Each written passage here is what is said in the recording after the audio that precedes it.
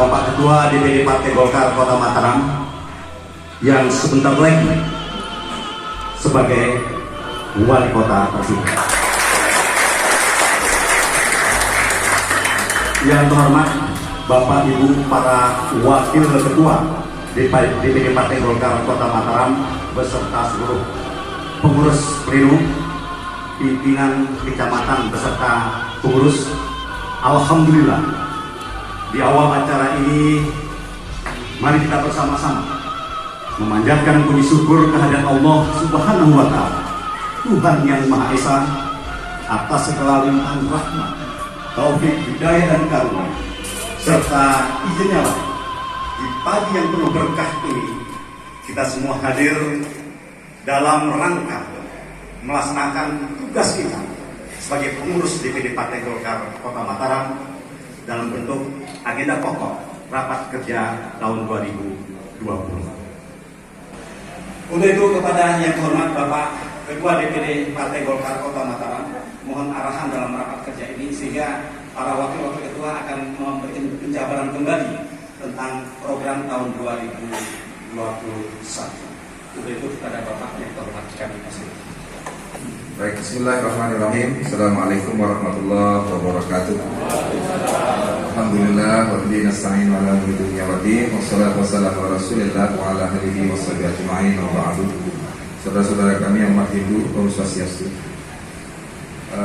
Bapak-bapak para pengurus harian pleno Pak ya, Osman ya. Semuanya yang saya hormati, anggota-anggota DPRD dan fraksi Partai Golkar yang saya hormati. Pada pagi hari ini suasana yang cerah, kita semua alhamdulillah wa syukurillah semua dalam keadaan sehat walafiat.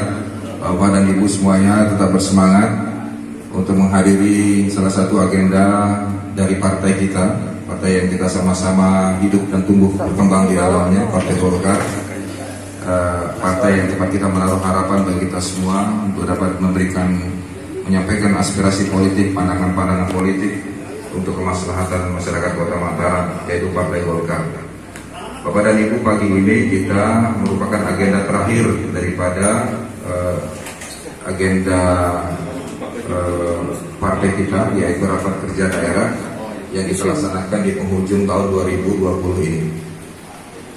Kegiatan ini tentu sebab kalau rapat kerja pasti secara normatif adalah konsolidasi, harmonisasi, dan sekaligus evaluasi berkaitan dengan perjalanan partai kita, kerja-kerja politik yang sudah kita laksanakan dalam rangka membesarkan partai kita agar tetap terus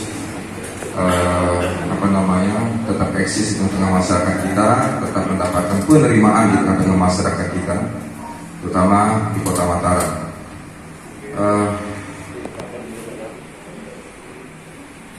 Ini kita sudah selesai melaksanakan pemilihan kepala daerah. Rapat kerja kita yang tahun lalu, tahun lalu agendanya adalah untuk persiapan berkaitan dengan pelaksanaan pemilihan kepala daerah, dan pelaksanaan kepala daerah sudah selesai dan kita alhamdulillah kita diamanahkan oleh masyarakat Kota Mataram.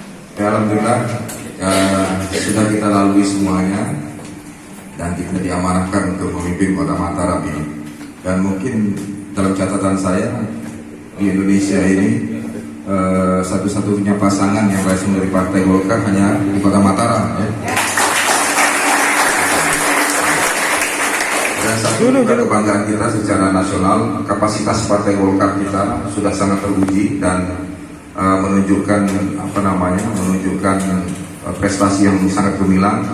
Karena dari target 60% pencapaian untuk seluruh pelaksanaan pilkada di secara nasional, baik itu kabupaten, kota, dan provinsi, kita melampaui Golkar melampaui 60%. Dari 270 pilkada se-Indonesia, 165-nya dimenangkan oleh Partai Golkar. Artinya ini menjadi suatu prestasi secara kelembagaan, termasuk juga kapasitas Ketua Umum Bapak Erlangga sudah terbukti dengan pendekatan-pendekatan sains, dengan pendekatan-pendekatan experience, pengalaman, serta dan pendekatan ilmiah di dalam proses rekrutmen setiap calon kepala daerah. Ini sangat memberikan hasil dampak yang luar biasa. Ini sebuah pendekatan yang luar biasa yang dilakukan oleh Partai Golkar saat ini, melakukan metamorfosa, kemudian melakukan lompatan-lompatan yang luar biasa dalam rangka melakukan di dalam pertarungan atau kompetisi pilkada maupun pemilihan legislatif. Agenda berikutnya Bapak dan Ibu semuanya, agenda berikutnya tentu adalah persiapan untuk Pilpres. Meskipun masih terhitung cukup lama, tetapi waktu di politik itu sebenarnya sangat sempit, ya. Sangat sedikit waktu itu. Apalagi saya besok mungkin tidak menjabat selama 5 tahun. Saya mungkin hanya menjabat 3,5 tahun. Ya. Jabatan 3,5 tahun untuk bisa kemudian dibersamai dengan pelaksanaan pilkada serentak, pilpres, pileg, dan pemilihan pilkada kabupaten, kota, dan provinsi.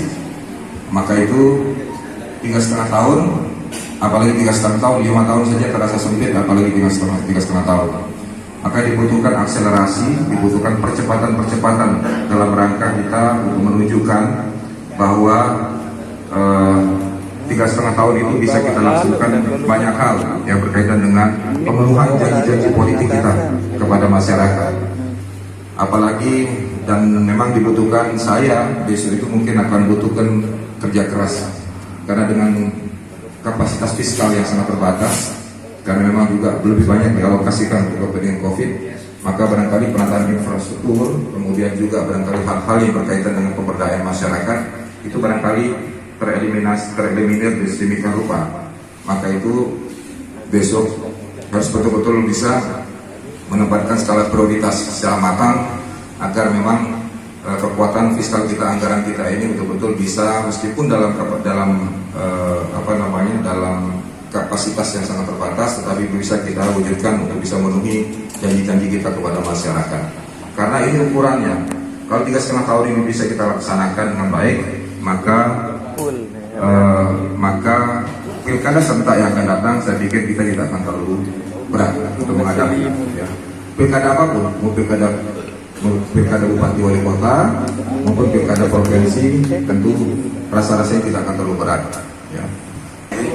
Semuanya kita jaga soliditas, kita jaga semangat kebersamaan kita, bantu kami, bantu saya dan Tuan Gubernur Mujibur Rahman untuk bisa melaksanakan tugas-tugas kami.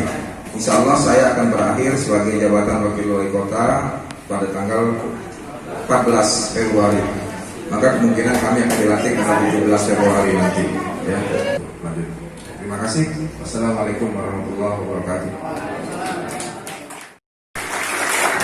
Dari pidato politik pertama ya, wali kota ya. Luar biasa ya. Ya. Alhamdulillah. Bapak Ibu, sebelum kita lanjut, kita bersyukur pada Allah ya. Ayo kita sama-sama khususkan para bagian kepada orang tua kita, almarhum Bapak Girsman. Mudah-mudahan Allah mengampuni segala dosanya, menerima segala amal kebajikannya, dan ditempatkan di tempat yang sebaik-baik di sisinya. Assalamualaikum warahmatullahi wabarakatuh.